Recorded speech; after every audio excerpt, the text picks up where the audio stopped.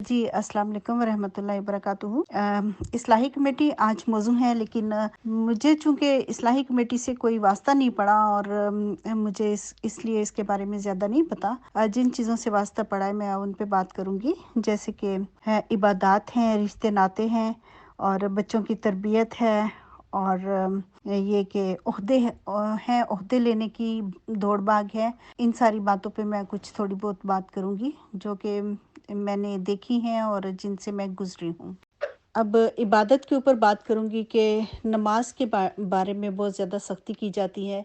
बाकायदा तौर पर इजलासों में पूछा जाता है कि नमाज पढ़ी कि नहीं पढ़ी, कितनी नमाज़ें पढ़ी। एक पेपर होता है, उसके ऊपर लिखा होता है कि कितनी नमाज़ें आपने पढ़ी। वो आपने टिक मार्क करके देना होता है कि आपने कितनी नमाज़ें पढ़ी। तो मैं यहाँ कहूँगी कि नमाज अल्लाह के लिए होती है। हम इबादत करते हैं अल्लाह के लिए, हम दिखावे करने के लिए इबादत नहीं करते। अगर आपने नमाज नहीं ना पढ़ी तो आप उसके ऊपर टिक मार्क करोगे ही करोगे, क्योंकि आपको पता है कि ये आगे जाना है। आपके ओहदेदार ने, आपकी सदर ने, आपकी फलां ने, उसने देखना है। आप झूठ टिक मार्क कर देंगे, झूठा आप बता दोगे, आप झूठ बोल दोगे, तो ये दिखावा होता है। इसके अलावा घरों में भी फोन किए जाते हैं, नमाज पढ़ी कि नहीं पढ़ी, और अकेले पढ़ी कि बाजमात पढ़ी। नमाज बाजमात पढ़ने के लिए इस कदर जोर दिया जाता है कि आप घरों में बाजमात नमाज अदा करें, अकेले मत पढ़ें। बच्चों के साथ मिल के पढ़ें, बड़ों के साथ सारे जितने भी घर के अफराद हैं मिल के बाजमात नमाज पढ़ें। ये यूरोप की बात कर रही हूँ मैं। मस्जिद में नहीं जा सकते तो घर में बाजमात नमाज अदा करें। ये इस किस्म की तरबियत इबादत के बारे में होती है। आप खुद झूठ बोल रहे हो, उधर अपने इजलास में गलत टिक मार्क कर रहे हो कि मैंने नमाजें पूरी पढ़ी। आपने 2 नमाजें पढ़ी हैं, आप 5 के ऊपर टिक मार्क कर रहे हो। और मैं यकीन से कह सकती हूँ कि आधे से ज़्यादा ख़वातीन वो होती हैं कि जिन्होंने आधी नमाज़ें पढ़ी होती हैं और वो पूरी नमाजों का बताते हैं। आज आप ये कर रहे हो, कल को आपके बच्चे आपको देखा देखी ये नहीं करेंगे। घर में वो कुछ होते हैं और बाहर वो कुछ होते हैं। तो आप ना सिर्फ अपने आप को ख़राब कर रहे हो, अपने बच्चों को भी ख़राब कर रहे हो। जहाँ तक पर्दे की बात होती है, आपको बाकायदा कहा जाता है कि इतना लंबा आपने कोट पहनना है, ऐसा आपने स्कार्फ लेना है और इस तरह का आपने पर्दा करना है। लेकिन होता क्या है, सारी ख़वातीन पर्दा करती हैं? नहीं। ना सिर्फ बच्चियां, वो खुद ख़वातीन जो कि बड़ी मॉडर्न बनी होती हैं, वहाँ पे आपको बापर्दा नज़र आती हैं मस्जिद में। लेकिन बाहर आप उनको देखेंगे तो बाहर वो नॉर्मल लोगों की तरह घूम फिर रही हो। तो ये दिखावा होता है सिर्फ सिर्फ अपने लोगों के लिए। और जहाँ पे आपको कोई अपने अहमदी नज़र आ जाएंगे, पता चल जाता है कि कोई पाकिस्तानी नज़र आ रहा है और वो शक्ल से लगता है कि वो अहमदी है, तो फ़ौरन अपने स्कार्फ ठीक कर लेंगे। ये नहीं कहेंगे कि जैसा है वैसा ही रहे, फ़ौरन अपने अपने अपने स्कार्फ ठीक कर लेंगे, चुप जाएंगी और साइड पे होके चलने लग जाएंगी, स्कार्फ ठीक कर लेंगी और इस तरह की हरकतें करती हैं। ये दिखावा करती है, हर जगह पे दिखावा है। और बच्चे जो कि स्कूलों में जाते हैं, लड़कियां लड़के, उनको घरों में कुछ बताया जाता है और स्कूल में वो कुछ करते हैं।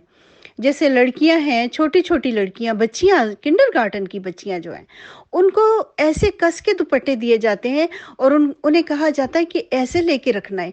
और जब वो बाहर जाती हैं, देखती हैं और वो अपने आप को कार्टून महसूस करती हैं। छोटे छोटे बच्चों के दिलों में और दिमागों में क्या चल रहा होता है, मुझे तो तरस आता है इन बच्चियों के ऊपर, जिनको कि इस तरह से लपेट के कस के बिठा दिया जाता है और उनको फिर कहा जाता है कि हर चीज़ में हिस्सा भी लेना है।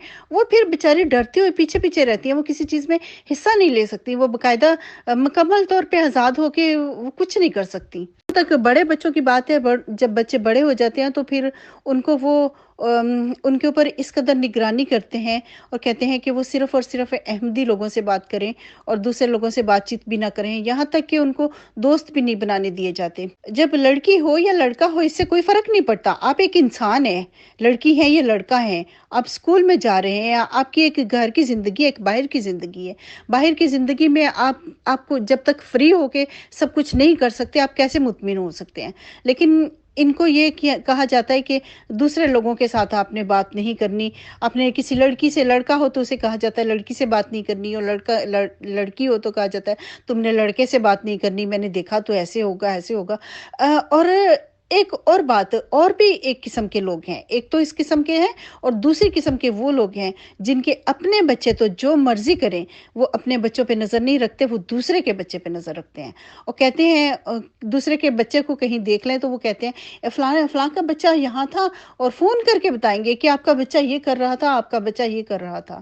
میں نے شاید آپ کو پہلے بھی بتایا تھا کہ میرے بچے چونکہ چھوٹے تھے اس لیے میں بہت زیادہ جماعت میں نہیں جاتی تھی، تو ویسے بھی دور تھی جماعت، تو کبھی کبھی جانا ہوتا تھا، مطلب مسجد دور تھی تو اس لیے کبھی کبھی جانا ہوتا تھا۔ تو میں نے نہ ہی توجہ دی کسی عہدے لینے پہ، نہ کسی ایسی چیز میں، کیونکہ میں بالکل اپنے بچوں کے اوپر توجہ دے رہی تھی۔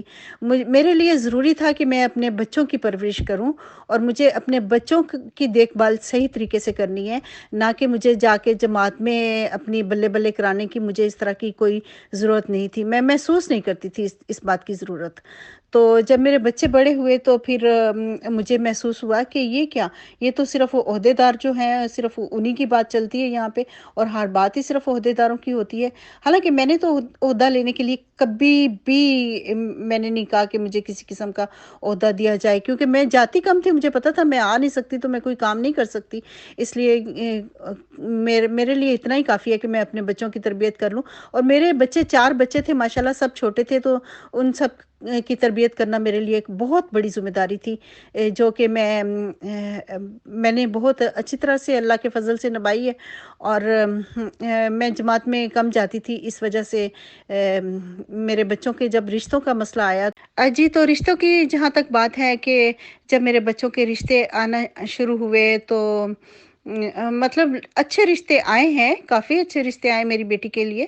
تو پھر جب مطلب وہ فون کرتے تھے جماعت میں تو پتہ نہیں کیا کہہ دیا جاتا تھا ان کو کہ اس کی ماں کا اخراج ہوا تھا یا کچھ اس طرح کی بات کر دی جاتی تھی، تو وہ پھر کہہ دیتے تھے کہ ہمارے نا استخارہ میں اچھی بات نہیں آئی تو اس لیے سوری۔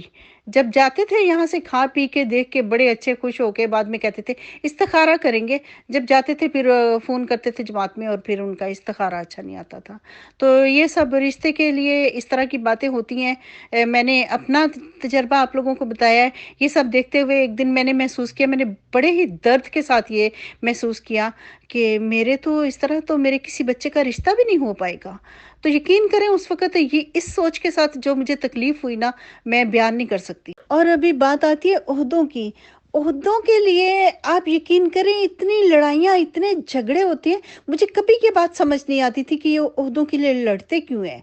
تو مجھے تو اندازہ ہی نہیں تھا کہ عہدوں کی اتنی زیادہ اہمیت ہوتی ہے۔ میں تو سمجھتی تھی کہ میں ٹھیک نارمل سی انسان ہوں، ایک نارمل سی احمدی ہوں، ٹھیک ہے، میں اچھے طریقے سے رہتی ہوں، میں اپنے بچوں کی پرورش اچھی کر رہی ہوں، تو میں ایک اچھی احمدی ہوں، بس میرے لیے اتنا ہی کافی تھا۔ لیکن مجھے یہ ہرگز نہیں پتا تھا کہ عہدے لینا بڑا ضروری ہوتا ہے، اور عہدے جب تک نہیں ہوتے تو آپ ایک اچھے اور مخلص احمدی نہیں کہلا سکتے۔ اور جہاں تک عہدوں کی بات ہے، عہدوں کا یہ ہے کہ آپ کے کچھ جاننے والے ہیں، آپ کے کچھ رشتہ دار ہیں یا آپ کی سہیلیاں ہیں، وہ آپ کا انتخاب کریں گی کہ ہم آپ کو کھڑا کرتے ہیں، تو اس طرح انہوں نے پہلے ہی پلان بنایا ہوا ہوتا ہے اور پھر اس کا نام دے دیتے ہیں۔ تو جب یہ انتخاب ان کا ہوتا ہے نا، بڑا ہی مزیدار سا ہوتا ہے وہ مزیدار اس لیے ہوتا ہے کہ میں آپ کو بتاتی ہوں کہ جب انتخاب ہوتا ہے اس سے پہلے انہوں نے گھروں میں فون کر کے کہا ہوتا ہے کہ فلاں کا نام ہم نے پیش کرنا ہے، تو تم نے اس کو ووٹ دینا ہے۔ تو جب سارے اکٹھے ہوتے ہیں تو نام پیش کرتے ہیں، 2-3 نام، جتنے بھی نام پیش کرتے ہیں، تو وہ مطلب انہوں نے پہلے ہی اس کو کیا ہوتا ہے کہ اتنے جنوں نے اس کو ووٹ دینا ہے اور اتنوں نے اس کو دینا ہے، تو سب کو پہلے ہی پتا ہوتا ہے، یعنی کہ یہ وہ ہوتی ہے، ایک گیم ہوتی ہے جو کہ سامنے کی جاتی ہے، لیکن پہلے اندر سے اس کا انتخاب کر لیا گیا ہوتا ہے۔ جی، تو عہدوں کی بات جو ہو رہی ہے وہ یہ ہے کہ صدر لجنہ کا انتخاب جیسے ہوتا ہے وہ میں نے آپ کو بتایا ہے۔ اس کے بعد بھی پھر جو صدر لجنہ ہوتی ہے وہ اپنی ساری تنظیم تیار کرتی ہے کہ میری یہ سیکٹری ہوگی، یہ فلاں عہدے کی ہوگی، یہ فلاں کی ہوگی، یہ فلاں کی ہوگی، تو اس طرح سے باتیں ہوتی ہیں۔ اور پھر ایک اور بڑی عجیب سی بات میں نے دیکھی ہے کہ اگر آپ مسجد میں گئی ہوئی ہیں ساری، تو ادھر کوئی آدمی نہیں ہے نا نماز پڑھانے کے لیے، آپ کو کوئی آدمی نہیں ملتا نا، تو آپ کیا کرتی ہیں، کسی عورت کو ہی کہتی ہیں کہ وہ نماز پڑھا دے، حالانکہ عورت کے لیے تو نماز پڑھانا جائز نہیں ہے، لیکن بہرحال ہو سکتا ہے کہ ان کے اس میں جائز ہو، تو وہ کوئی بھی عورت منتخب کرتی ہیں تو اس سے نماز پڑھوا لیتے ہیں، اور وہ بھی ان کی اپنی مرضی کی ہو۔ اور جس کسی کو کوئی اپنی مرضی سے کہہ دے کہ بھئی کوئی صدر لجنہ کہہ دے یا کوئی دوسرا کہہ دے کہ آپ نماز پڑھا دو، تو وہ جو دوسرے کو نہیں پسند آئے گا، آپ کو کھا جانے والی آنکھوں کو سے وہ دیکھے گا کہ آپ نے کیسے نماز پڑھا دی۔ مجھے نہیں سمجھ آتی کہ ان چھوٹی چھوٹی باتوں سے، ان چیزوں سے کیا پڑا ہوتا ہے، کیا کیا مسئلہ کیا ہوتا ہے ان باتوں سے؟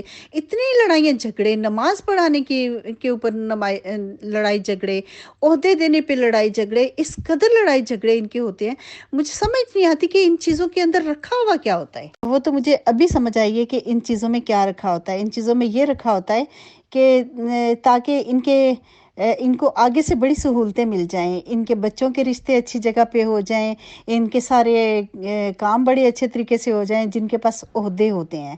تو مجھے تو عہدے کی اہمیت نہیں پتہ تھا، تو اس لیے میں نے تو کسی قسم کے عہدے نہیں لیے۔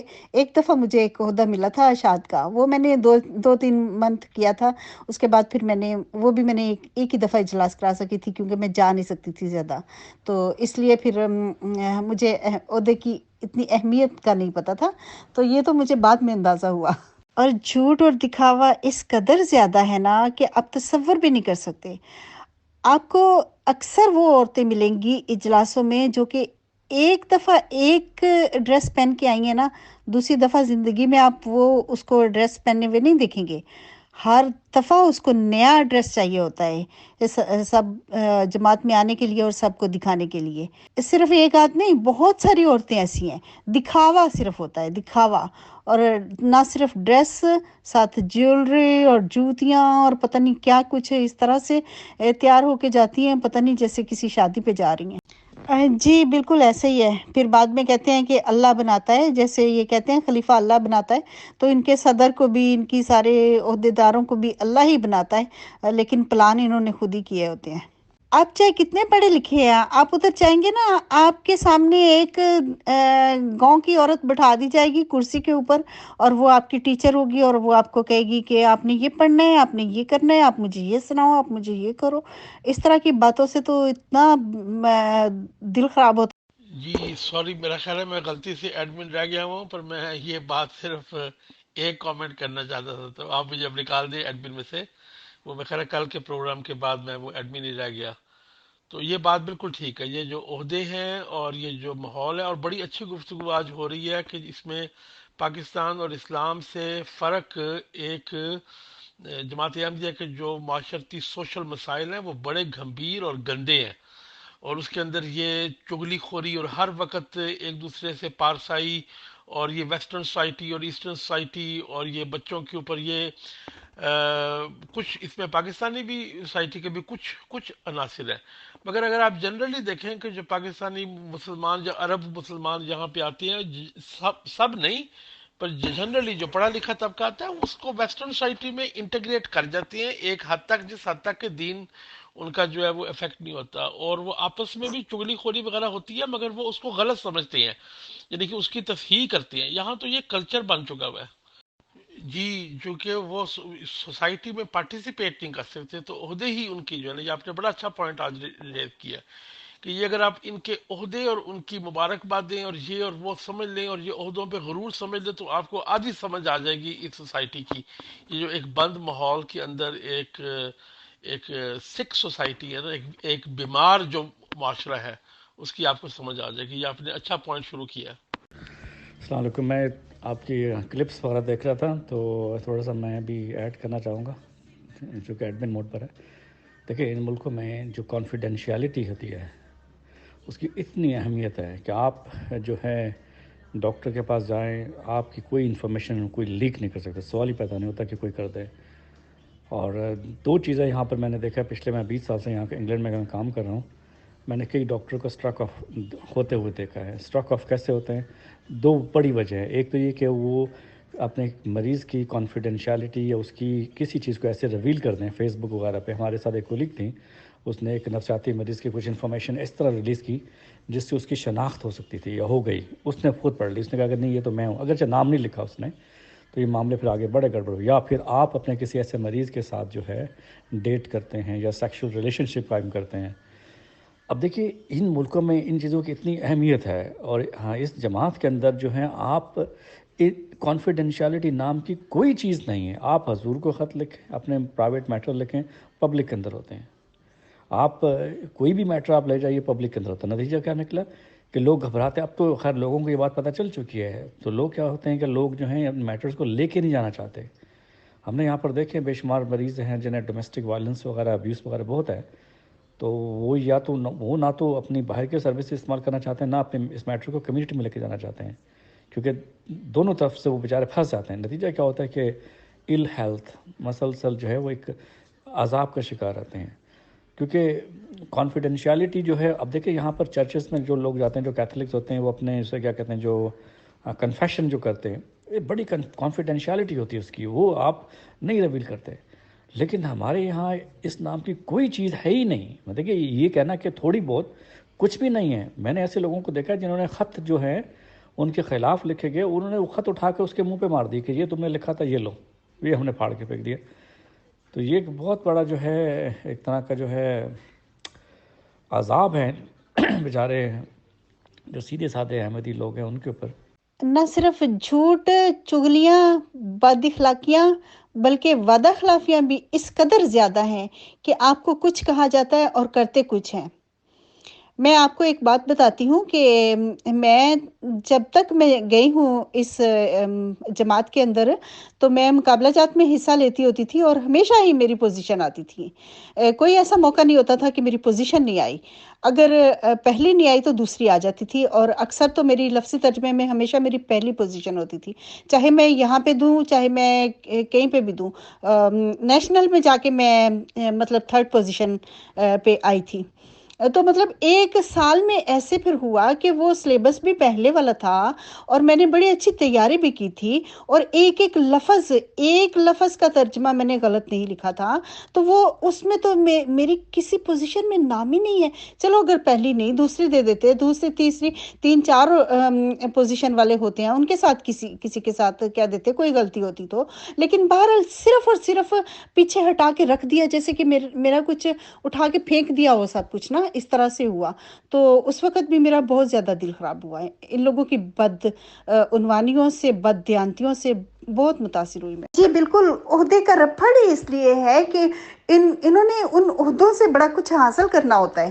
ان کے نزدیک نارمل اچھی سیدھی سادی زندگی گزارنا اور اپنے بچوں کی تربیت اچھی کرنا, اپنے آپ کو ٹھیک رکھنا, یہ کوئی میں نہیں رکھتا. صرف اور صرف دکھاوا ہوتا ہے اور کچھ نہیں ہے. جی اصلاحی کمیٹی کی بات رہ گئی ہے, لیکن میں نے یہ سنا ہے, میں نے کبھی اصلاحی کمیٹی سے تعلق نہیں رہا اس لیے میں نے اس پہ بات نہیں کی.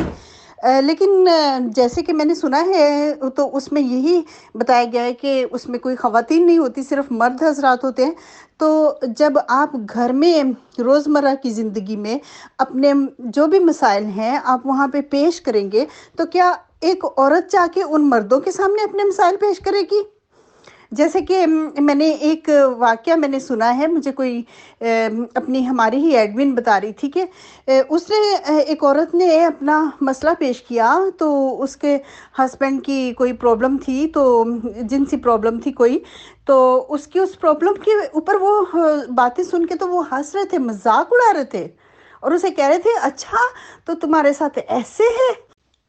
میرا خیال ہے کہ جو اصلاحی کمیٹی کی بات ہو رہی ہے اس میں بہت ساری خواتین تو اسی ڈر کی وجہ سے کہ ان کا مذاق اڑایا جائے گا اور ان کے گھر کی باتیں اچھالی جائیں گی اور ادھر ادھر بیان کی جائیں گی, مطلب کہ ان کی بے عزتی ہوگی ساری جماعت کے اندر. اسی وجہ سے تو وہ خواتین جو ہے وہ پھر اپنے مسائل بتاتی نہیں ہیں. اصلاحی کمیٹی بنانے کا پھر فائدہ ہی کیا جب آپ کو مسائل نہیں سننے, آپ نے صرف لوگوں کا مذاق اڑانا ہے, ان کی بے عزتی کرنی ہے اور ان کی عزت خراب کرنی ہے جگہ جگہ پہ, تو یہ تو فضول صرف ایک ڈرامہ ہے.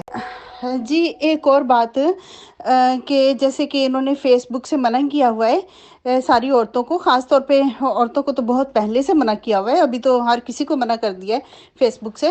تو جب لجنا کی بات میں کر رہی ہوں کہ لجنا ایسے کرتی تھی کہ فیک نام سے آئی ڈی بنا لیتی تھی اپنی، اور کافی سالوں تک چلتی رہتی تھی، اور وہ دوسروں کے اوپر تو نظر رکھتی ہیں کہ فلاں نے کتنے لوگوں کو ایڈ کیا ہوا ہے اور کتنے لوگ ہیں اس کے پاس ہیں جو کہ اس سے کوئی رشتہ نہیں ہے، کوئی تعلق نہیں ہے، لیکن پھر بھی اس کے فیس بک میں ہے۔ ان کو یہ نہیں پتا کہ فیس بک اس لیے نہیں ہوتا کہ صرف اپنے رشتہ داروں کو ہی ایڈ کریں، کسی کو بھی فیس بک میں ایڈ کرنے کا یہ مطلب نہیں ہوتا کہ آپ اس کے ساتھ بات چیت کرتے ہو، یہ ہرگز نہیں مطلب ہے کہ آپ کسی کو فیس بک میں ایڈ کرتے ہو تو آپ کا اس کے ساتھ تعلق ہے، نہیں، بالکل نہیں، ایسا نہیں ہے۔ فیس بک میں ہزاروں بھی آپ ایڈ کر سکتے ہیں۔ تو لیکن وہ عورتیں جو کہ فیک آئی ڈی بناتی ہیں، پھر وہ کہتی ہیں کہ فلاں نے تو ایسے اتنے لوگوں کو ایڈ کیا ہوا ہے، جب اس سے پوچھا جائے کہ بھئی آپ نے یہ فلاں فلاں کو ایڈ کیا ہوا ہے تو یہ کون ہے، تو پھر وہ کہتی ہے یہ تو جماعت کا وہ فلانا عہدیدار۔ تو وہ فلانے عہدیدار جو جماعت کے ہیں وہ کیا مرد نہیں ہیں؟ السلام علیکم ورحمۃ اللہ۔ بہت ہی عجیب و غریب اور حیرت انگیز باتیں سننے کو ملی۔ ہم لوگوں کے لیے تو پھر بھی اتنی حیرت انگیز نہیں ہے، لیکن جن لوگوں کا جماعت سے تعلق نہیں ہے ان کے لیے یقیناً بہت حیرت انگیز ہوں گی۔ تو ایسا ہی ایک واقعہ مجھے بھی یاد آیا۔ میری ایک دوست تھیں، وہ بہت ہی زیادہ نیک اور مخلص قسم کی احمدی تھیں، تو یہ واقعہ انہوں نے مجھے بتایا تھا۔ یہ بھی ایک اصلاحی کمیٹی کے بارے میں ہے۔ ان خاتون نے مجھے بتایا تھا کہ وہ چونکہ بہت زیادہ نمازی پرہیزگار تھیں، لیکن ان کے ہسبینڈ جو تھے وہ نماز وغیرہ نہیں پڑھتے تھے، اور بس وہ ذرا ماڈریٹ قسم کے احمدی تھے۔ تو ان خاتون کو بڑا شوق تھا کہ ان کے ہسبینڈ جو ہیں وہ 5 وقت نماز پڑھا کریں۔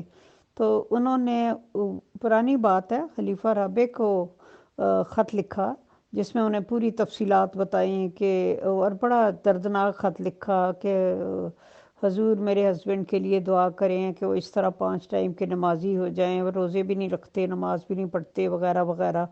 تو ویسے وہ مسجد وغیرہ جاتے ہیں، تو اگر میں کچھ کہتی ہوں تو برا منا جاتے ہیں۔ اگر آپ کوئی ایسے ذمہ دار لوگ جو کوئی ان کو اس طرف متوجہ کر سکیں، کیونکہ گھر والی کے کہنے کا اثر نہیں ہوتا، جماعت سے اگر کوئی لوگ کسی طرح ٹیکٹفلی ان کو اس طرف متوجہ کر سکیں تو بہت اچھا ہوگا۔ ہو سکتا ہے آپ دعا کر کے کسی کو کہیں گے تو ان کے بات کا اچھا اثر ہو وغیرہ وغیرہ۔ تو خلیفہ صاحب نے ظاہر ہے وہ مارک کر دیا وہ خط اسی علاقے کی امیر صاحب کو۔ اب امیر صاحب نے تو ظاہر ہے خلیفہ کا طرف سے حکم ہو تو وہ فوری طور پہ عمل کرنا ہوتا ہے، لہٰذا انہوں نے کوئی 2-3 لوگوں کو جو کوئی عہدیدار تھے یا کوئی اصلاحی کمیٹی کے ممبر تھے یا کون تھے، ان کو کہہ دیا کہ بھئی یہ فلاں صاحب جو ہیں ان کی بیگم کا اس طرح خط گیا ہے، تو یہ جب مسجد میں ملیں تو ان کو ذرا طریقے سے سمجھا دیا جائے۔ اب ہوا یہ کہ ان 2-3 لوگوں نے ان صاحب کو جیسے ہی مسجد میں دیکھا، انہوں نے ان کو گھیر لیا اور ان کو کہنے لگے کہ بڑے افسوس کی بات ہے کہ آپ نماز نہیں پڑھتے، اور ہمیں تو آپ کے سے یہ امید نہیں تھی۔ ایک طرف آپ کی بیوی ہے، وہ رو رو کے خلیفہ رابع کو خط لکھتی ہیں اور حضور آپ کے لیے دعا کرتے ہیں، اور آپ کو توفیق نہیں ہے کہ آپ نماز پڑھا کریں، اور آپ کی بیوی نے اس طرح خط لکھا وغیرہ وغیرہ۔ ان کو اتنا کچھ سنایا کہ وہ جب گھر واپس آئے تو میری فرینڈ نے بتایا کہ میرے میاں کو یوں تھا کہ بس صرف یہ کہ انہوں نے ڈنڈا اٹھا کے مجھے مارنا نہیں شروع کر دیا، باقی کون سی بری بھلی بات تھی جو انہوں نے مجھے نہیں کہی، اور کہا کہ تم مجھے میرے جماعت میں بدنام کرتی ہو، اور اس طرح 2 ٹکے ٹکے کے لوگ اٹھ کے مجھے مسجد میں کہنا شروع ہو گئے کہ جی تو آپ نماز نہیں پڑھتے، آپ کی بیوی خلیفہ کو رو رو کے خط لکھتی ہے۔ غرض کہ اچھی ان کی اصلاح ہوئی کہ وہ بیچاری جو تھی وہ تو پٹتے پٹتے بچی، اور بہت برا بھلا کہا ہسبینڈ نے، اور ان کے تعلقات میں اور کشیدگی آ گئی، نماز ان کے ہسبینڈ نے پھر بھی نہ پڑھی۔ اور یہ ہے اصلاح کا طریقہ جو کہ جب انہوں نے مجھے بتایا تو انہوں نے کہا تو اب تو میں نے قسم کھا لی ہے کہ بس اپنی بات اپنے تک ہی رکھنی چاہیے۔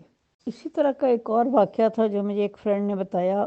میری وہ فرینڈ جو تھی وہ تو پکی احمدی تھی، اور اس کی 4 بیٹیاں تھیں، اور اس کی خواہش تھی کہ اس کی بچیوں کا رشتہ جو ہے وہ احمدی گھرانوں میں ہو جائے، لیکن چونکہ اس کا ہسبینڈ غیر احمدی تھا اس لیے کئی لوگ ذرا ریلکٹنٹ تھے اور ان کی طرف کوئی رشتہ وغیرہ نہیں بھیجتے تھے۔ تو اس نے بھی خلیفہ رابع کو خط لکھا کہ جی اس طرح سے میری بیٹیاں ہیں اور میں یہ چاہتی ہوں کہ میں نے ان کو احمدی طریقے سے پروان چڑھایا ہے، گو کہ میرے ہسبینڈ احمدی نہیں ہیں، لیکن یہ کہ میری خواہش ہے کہ اچھے رشتے ہوں تو میرے ہسبینڈ کو میں منا لوں گی، اور اس طرح ہم احمدیوں میں اپنی بچیوں کی شادیاں کرنے میں کامیاب ہو جائیں گے۔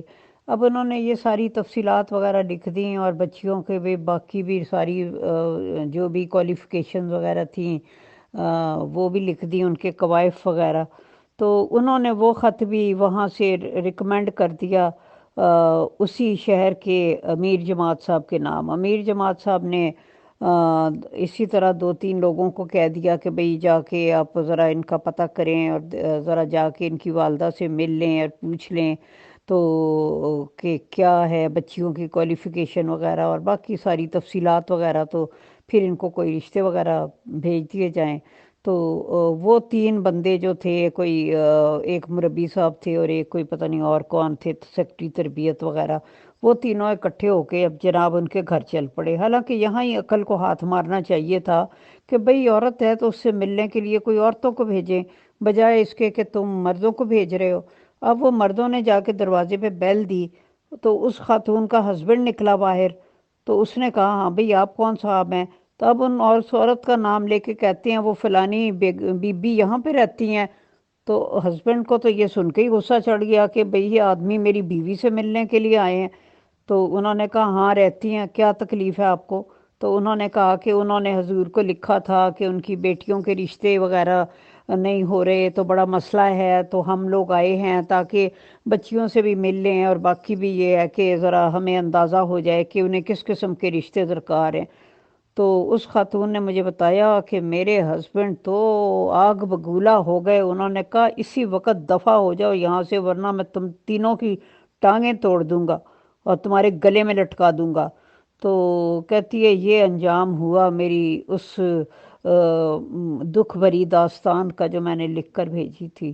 تو بس پھر یہ صورتحال ہے۔ یہ اصلاحی کمیٹی والوں کو یا جو لوگ اصلاح کرنے جاتے ہیں یا معاملات کو حل کرنے کے لیے جاتے ہیں، میں حیران ہوتی ہوں جب مجھے یہ پتہ چلتا ہے کہ ایک بنیادی عقل بھی ان میں موجود نہیں ہوتی کہ کس طریقے سے آپ نے اس معاملے کو ٹیکٹفلی آپ نے اس معاملے کو ہینڈل کرنا ہے۔ یہ کتنے نازک معاملات ہوتے ہیں اور ان کو اگر آپ کو ہینڈل نہیں کرنا آتا تو آپ اس کو اور بگاڑیں تو نہ۔